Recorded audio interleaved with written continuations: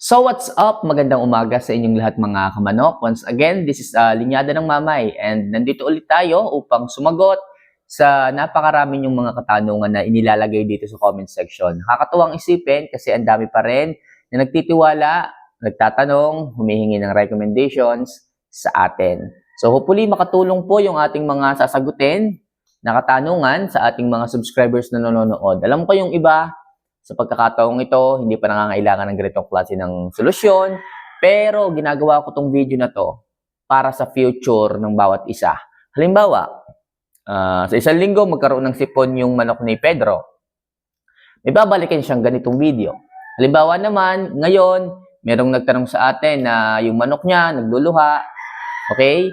Masasagot natin ngayon, tapos sa ibang araw, yun namang isa ang nangangailangan, pwede niyong balikan tong video na to. Kaya mga kamanok, makakatulong po yung bawat katanungan na inyong sineshare dito, hindi lang po sa inyo, kundi sa napakarami nating subscriber at sumusuporta dito sa ating channel. Kaya mga kamanok, huwag na natin ito masyadong patagalin. Kung nakapag-subscribe naman na kayo, nakapag-like at nakapag-comment dyan ang inyong mga tanong, simulan na po natin ang ating mga katanungan na sasagutin. So, ang unang katanungan ay galing kay Anthony Anyonyebo. So, Idol, maganda rin po ba sa manok ang fermented palay? At ganun din ba ang proseso pag ferment nun? Actually, itong si fermented palay, hindi ko pa to natatry. Hindi ko pa to nasusubukan. Kasi, ngayon ko sana susubukan. Nakita ko, meron pa pala akong isang kilo na stock ng Jackie Oats. Kaya yun muna ang aking ibinabad. So possible, kapag naubos tong Jackie Oats na to na binabad ko ngayon, isusunod ko tong sinasabi niyong fermented palay. Susubukan ko po ito. Hindi ko pa man sure kung anong mangyayari dito sa fermented palay na to, pero titingnan ko. Kasi ang alam ko, pagka fermented palay, hindi ko pa nasusubukan na. Ito'y parang conclusion ko pa lang sa pagkakaalam ko. Pero sabi nga nung iba, hanggat hindi pa natin nasusubukan, natatry, hindi pa tayo po pwedeng mag-conclude. Pero ang tingin ko lang. Kasi ang fermented palay, kung i-ferment po natin, wag lang tong aalisin sa tubig, hindi to sisibol. Possible, pag to inalis sa tubig, halimbawa, nababad or nabasa, inalis mo sa tubig, possible may tendency na sumibol ito. May tendency na mag-sprout ito. Pero kung ito ay nasa ilalim ng tubig, nakababad, wala kayong iisipin na pagsibol. Wala kayong i-expect na pag-sprout ng mga maliliit na paa ng mga butil ng palay na to.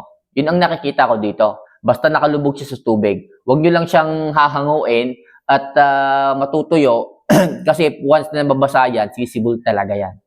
Lalo na pag napalagay sa lupa, hindi sisibol talaga yun. Pero kung i-ferment po ninyo to, wag lang tong aalisan ng tubig, wala kayong magiging problema.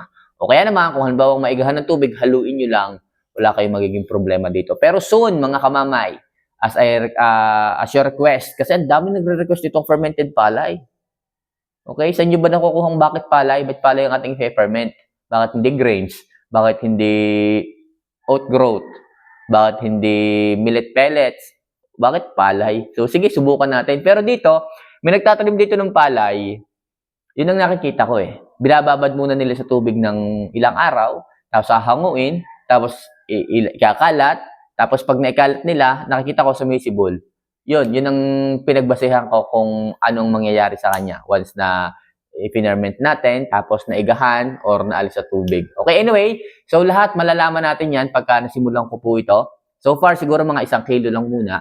Kasi, syempre, hindi pa tayo sigurado. 1 kilo lang muna para makita natin kung ano ba yung magiging resulta sa ating mga alaga dyan. Pero kung halimbawa, may makakapanood dito na nagtatry na po nitong fermented palay, pwede nyo po bang i-comment dito kung ano po yung future na maaaring mangyari para may i-expect din po tayo. Syempre, okay lang din naman kung walang magsabi o ano, pero kung meron lang naman, para alam natin yung i-expect natin kung po pwede rin ba itong i-ferment or hindi. Pero syempre, buong kaalaman ko rin po itong i-ferment, gaya ng pag-ferment natin Jackie Oats, ganyan din po ang ating gagawin. And kung meron man tayong troubleshoot, kung halimbawa huwag na igahan o ano. Basta gagawin natin ang lahat para makuha natin ang magandang fermentation. And hopefully, kagaya din to ni Jackie Oats na magkakaroon din siya ng mga foam na puti at yung mga bula-bula. Kasi yun po yung sign na good bacteria po ang nakuha ng ating fermentation, which is napakaganda po nun pagdating sa katawan and absorption ng ating mga manok. Okay? So, pagka maganda po kasing absorption ng katawan ng manok, mabilis po ang supply ng pagkain, yung nutrient ng pagkain. Kaya makikita mo kagad ang feedback sa katawan, maganda. Sa itsura ng manok, ang pula ng mukha, sa balahibo ng manok. Okay? So, Anthony, subukan natin yan next time, ha? Fermented palay. Okay? So, next question tayo dito. Okay, eto galing kay Don Alfonso. Umorder na ako ng Jackie Oats Idol, 3 pieces agad. At dumating na. Try ko muna sa mga manok ko kung magugustuhan nila.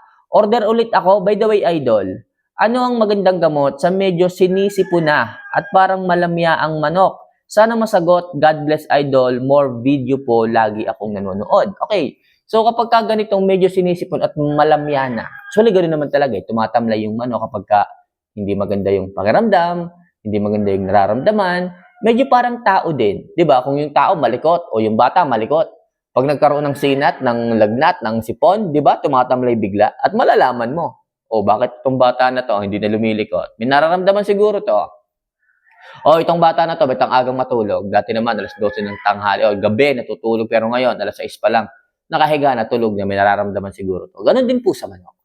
Pag po ang isang manok ay nakakaramdam ng sipon, hindi komportable, nasakit din po ang ulo niyan, nilalagnat din po yan, umiinit din po ang katawan na yan.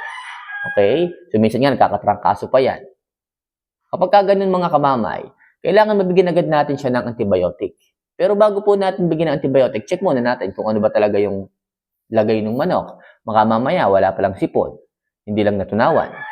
Baka mamaya naman, may sipon nga talaga, tapos hindi pa natunawan.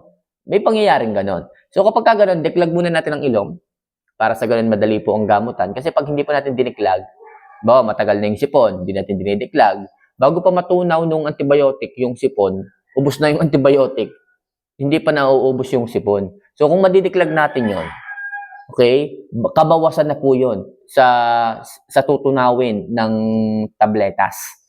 Okay, ibig sabihin, masasaid niya yung mga respiratory disease na meron pa yung manok. Mababawasan natin, natutulungan natin yung manok kapag dinidiklag natin. Mas mabilis po ang gamutan. Okay? Kung kaya yung iba nagtatanong, bit ka mamay, bit ang tagal gumaling yung manok ko, hindi dinidiklag eh. Yung malalapit na laway na dito pa.